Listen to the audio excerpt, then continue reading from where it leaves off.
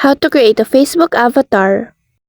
Creating your own Facebook avatar is a fun way to express yourself with a cartoon version of you, and you can do it right from the Facebook mobile app. To get started, open the Facebook app on your phone and tap the menu icon, usually represented by three horizontal lines. Scroll down and tap Avatars. If you don't see it right away, you can also type avatar in the search bar. Once inside, tap Get Started. You will be guided through several steps to customize your avatar's appearance.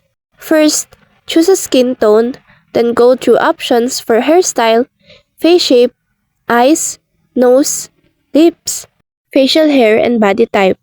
You can also pick your outfit and accessories like glasses or headwear. As you make changes, your avatar updates in real time so you can see exactly how it looks.